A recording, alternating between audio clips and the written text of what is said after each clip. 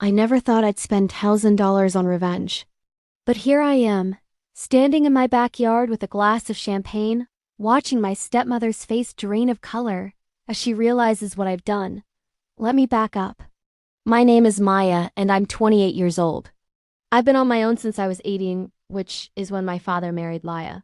She walked into our lives like she owned the place, which, technically, she did after the wedding.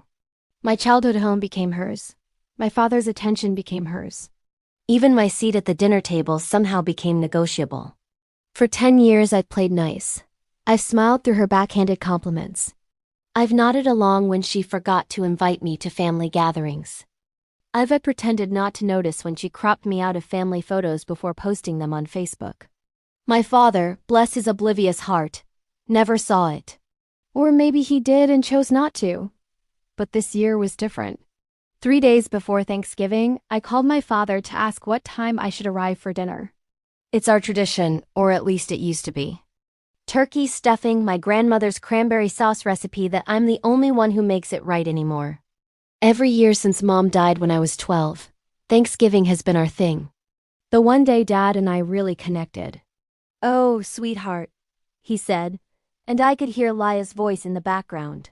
"Let me call you back." He didn't call back. She did. "Maya, darling." Laya's voice dripped through the phone like poisoned honey. "I'm so sorry, but we're having a more intimate gathering this year. Just immediate family." "You understand. I was immediate family. I was his daughter, his only child." "What do you mean?" I asked, my voice barely steady. "Well, we're hosting at our place, and with Brad's parents, my sister and her family, and the Johnsons from next door, we're just completely out of space. The dining room only fits 12, and we're already at 14. It's a fire hazard, really." "I'm sure you understand." I didn't understand. I understood that she'd invited the neighbors before her husband's daughter. I understood that intimate family gathering apparently included people who lived 3 houses down, but not me. "Does Dad know about this?" I asked. "Of course, he's right here." We discussed it together. He agrees it's for the best. "Maybe you can come by for dessert? Around 8? Dessert? After dark. After the real meal. After the family photos and the toasts and all the moments that mattered." "Sure," I heard myself say. "That sounds fine." I hung up and stared at my phone for a long time. My hands were shaking. My throat was tight. I felt 12 years old again, standing at my mother's funeral while strangers told me everything would be okay. Everything was not okay. I called my best friend Rachel. She listened to the whole story without interrupting, which is one of the reasons I love her. "That's it," she said when I finished. "We're doing Thanksgiving at your place." "Screw them. It's just going to be us," I said. "That's depressing. Then make it amazing. Make it so good that you forget they even exist." I thought about it. I'd been saving for a down payment on a bigger place, something with a yard and space for the future I was building without them. I had $30,000 in the bank. What was $10,000 to make a point? "Rachel," I said slowly, "how do you feel about live music? We planned it in 48 hours. I called every vendor I could find. Yes, I could have a private chef. Yes, they could provide waitstaff. Yes, there was a jazz trio available on Thanksgiving. Yes, they could set up a tent in my backyard with heating lamps because November in California still gets cold at night. I have a pool. It's small, but I had it lit up with floating candles. I bought 24 arrangements of white roses and autumn leaves. I rented china and crystal glasses. I ordered a turkey from this exclusive farm that apparently supplies restaurants with Michelin stars. The whole thing was insane and excessive, and exactly what I needed. I invited everyone I knew who didn't have plans. Rachel and her boyfriend. My coworkers from the tech startup where I work. My yoga instructor. The barista who knows my coffee order by heart. My neighbor's college-aged kids who were too broke to fly home. 23 people total who actually wanted to be around me. The night before Thanksgiving, I posted a photo on Instagram. Just a test shot of the setup, the lights reflecting off the pool, the tent glowing warm against the evening sky, the jazz trio doing a sound check.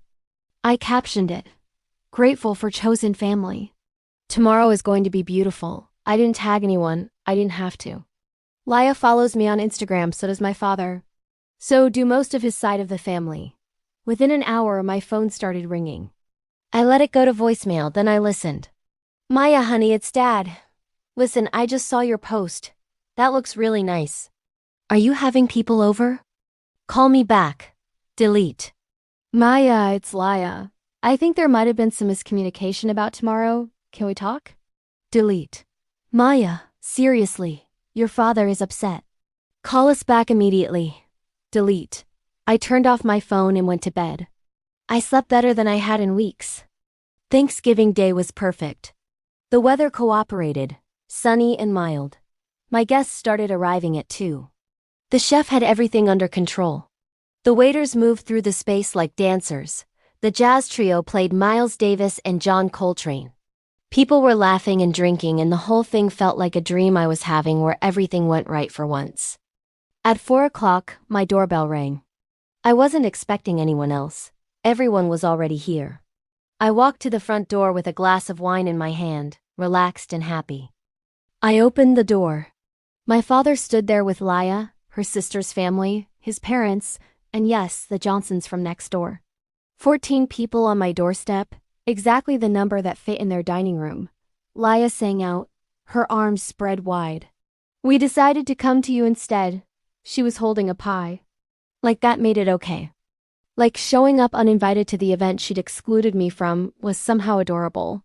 My father looked uncomfortable. Good. Maya, sweetheart, this looks incredible, he said, trying to peer past me into the house. We had no idea you were planning something like this. That's because I wasn't invited to tell you, I said pleasantly. Oh, that. Laya laughed. Actually laughed. That was just a joke. I was teasing you. Obviously, you were always invited. Your family. A joke. 10 years of subtle cruelty culminating in explicit exclusion, and now it was a joke. I stood there in my doorway, and I had a choice. I could slam the door in their faces. I could tell them exactly what I thought of them. I could finally let out every bit of anger I'd been swallowing for a decade. Or I could do something better. I smiled. I smiled so wide my cheeks hurt. Oh my gosh, you guys. Come in. This is such a fun surprise. Surprise! I stepped aside and let them in. All 14 of them, filing through my house like they belong there, their eyes widening as they took in the scene. The tent, the pool, the live music, the waiters passing appetizers, the table settings that probably cost more than their entire meal. Laya's smile faltered a bit. She hadn't expected this. She'd expected me to be alone, maybe with one sad friend, eating takeout. She'd expected to swoop in and be the hero, including me out of pity. Instead, she walked into a party that made her cramped dining room look like exactly what it was. Everyone, this is my family, I announced to my guests. Rachel caught my eye and grinned. She knew. Please make them feel welcome. The chef found extra chairs. The waiters brought more plates. My father's parents looked overwhelmed and pleased. Laya's sister seemed genuinely impressed. The Johnsons looked confused about why they were even there. I played the perfect hostess. I introduced everyone. I made sure they had drinks. I laughed at my father's jokes. I complimented Laya's dress. I was gracious and warm and utterly, completely fake. And I watched the clock. Dinner was served at 6. The turkey was perfect, butter soft and golden. The sides were restaurant quality. The wine was excellent. People gave toasts. My coworker Maria talked about being grateful for new friends. Rachel talked about chosen family. My yoga instructor talked about finding peace in unexpected places.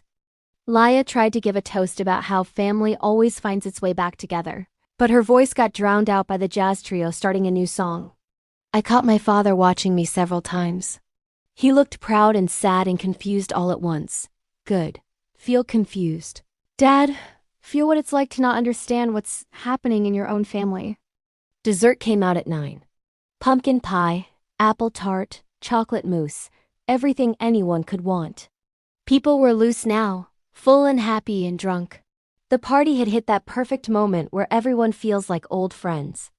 At 11:30, I tapped my glass. The jazz trio stopped playing. Conversations died down. 23 faces plus 14 unexpected guests turned toward me. I just want to say a few words, I said, still smiling. My father beamed. Laya looked nervous. She should be. First, thank you all so much for coming. This has been such a special night. I'm grateful for every single person here. Polite applause. Laya started to relax. I waited for midnight. I watched the clock on my phone. 11:59. Midnight. The stroke of midnight felt theatrical, but I'd always had a sense of timing. Actually, I have one more thing to say, I continued. Attention, please. The room went silent. I want to say thanks to all of you for coming. I'm sure there's nothing more special for all of us than being together, with nitrogen monoxide exceptions, at Thanksgiving dinner. Isn't that right, Laya? Her face went white. My father looked confused. Now, since you all decided to come into my house with no warning, I made the decision to turn this beautiful moment into an amazing opportunity for us to be more generous from the heart. Rachel was filming this on her phone. I'd asked her to earlier. Some moments deserve documentation. I am now sending to each one in this house an expense bill that was split equally to everyone present. I pulled out my phone. I'd done the math earlier. Total cost of the evening, $10,347. Number of people, 37. Cost per person, $279.65. You'll all be receiving a Venmo request shortly. Think of it as a potluck, except instead of bringing a dish, you're contributing to the meal we all just enjoyed together. As a family, with no exceptions, the silence was spectacular. My father found his voice first. Maya, what are you talking about? I'm talking about the fact that I was explicitly uninvited to Thanksgiving dinner yesterday. I was told there was no room for me. That I could maybe stop by for dessert, after dark, after the real family was done. So I made my own plans. And then my real family, the people who actually wanted me here, showed up. And then you all showed up uninvited.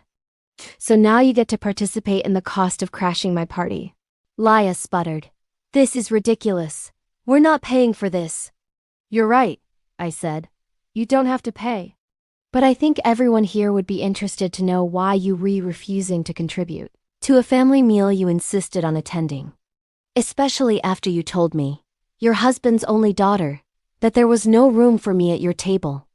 The table that apparently had room for the neighbors but not for me. My father's face went through several emotions at once. Confusion, realization, anger, shame. Laya, he said slowly. Is that true? It was a miscommunication, she said quickly. It was a joke. Maya knows that. I don't think it was a joke, I said. I think you've been pushing me out of this family since the day you married my father. I think you've made it very clear that I'm not welcome in your life unless it's convenient for you. And I think you only came here tonight because you saw my Instagram and realized I was doing something better without you. One of the waiters looked deeply uncomfortable. The jazz trio was frozen in place, unsure whether to keep playing. Rachel stood up. For the record, Maya told me everything yesterday. She was devastated. She planned this entire thing in 2 days because she refused to spend Thanksgiving alone after being rejected by her own father. I didn't reject her, my father said weakly. You let Laya exclude her, Rachel said. That's the same thing. My father turned to Laya. In that moment, I saw him really see her for the first time. All the little cruelties, all the calculated exclusions, all the times she'd driven a wedge between us while smiling sweetly. He saw it all. We're leaving, he said. Brad, don't be ridiculous, Laya said. We're leaving. Now. He looked at me. Maya, I'm sorry. I'm so sorry. I didn't know. I should have known, but I didn't. You did know, I said quietly. You just didn't want to see it. He nodded. He looked like he might cry. Good. I'd cried enough for both of us over the years. They left. All 14 of them, filing out in awkward silence. The Johnsons looked relieved to escape. Laya's sister looked scandalized. My grandparents looked sad but didn't say anything. And Laya looked furious, her mask finally cracking to show the person underneath. My father was the last to leave. He stopped at the door. "I'll call you tomorrow," he said. "Maybe I'll answer," I said. After they left, there was silence for a moment. Then Rachel started clapping. Then everyone joined in. The whole party erupted in applause and cheers. "That was the most badass thing I've ever seen," Maria said. The jazz trio started playing again. Someone suggested we go swimming. It was November, but the pool was heated and everyone was drunk, and why not? The party went until 3 in the morning. It was perfect. I didn't send the Venmo requests. I never planned to. The look on Laya's face was payment enough. But the next morning, I woke up to 17 Venmo payments. My real guests, the ones who'd been invited, had all sent me money anyway. Most sent more than their share. Rachel sent $500 with the note, worth every penny for that speech. I also woke up to 47 text messages. Most were from my father. Long, rambling apologies. Explanations I didn't need to hear. Promises to do better. The last one said, "Your mother would be so proud of the woman you've become." I'm sorry, I forgot to be proud too. That one made me cry a little. There were also messages from my grandparents, apologizing for not speaking up sooner. From Laya's sister, saying she'd always thought Laya was too harsh with me. From 3 of my cousins, saying they'd felt the exclusion too. And one from Leia, "You're a spoiled, vindictive child." I hope you're happy. I really was. The story doesn't end there, though I wish it did. My father left Laya 3 weeks later. Apparently, that Thanksgiving was the final straw in a decade of small revelations. He moved into a condo downtown. He started therapy. He called me every Sunday. We're rebuilding things slowly. I don't forgive easily, and he knows that. But he's trying, and that matters. Laya sent me a bill for the pie she brought. $47 for a store-bought pie. I framed it and hung it in my kitchen. The story went viral, of course.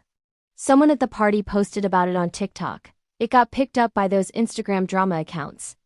I got interview requests from podcasts and morning shows. I declined them all. Some revenge is meant to be private. But here's what I learned that night. You teach people how to treat you. For 10 years, I'd accepted being treated as optional, as negotiable, as less than. I'd smiled and played nice and hoped that eventually Laya would warm up to me, that my father would notice what was happening. They never would have. Not on their own. Sometimes being kind means setting a boundary so firm it looks like a wall. Sometimes the most loving thing you can do is say, "No, not anymore. This stops here." I spent $10,000 on a single night. It was the best money I've ever spent. Not because of the party itself, though it was beautiful. Not because of the revenge, though that was satisfying. But because it marked the moment I stopped waiting for someone else to decide I was worth including. I included myself. I built my own table. I invited my own people. And I made it so undeniably good that even the people who de-rejected me couldn't help but show up. The best part? I didn't need them there. The party was perfect before they arrived. That's the real victory. Not that they came, but that their presence or absence didn't determine my joy anymore. I'm hosting Thanksgiving again next year.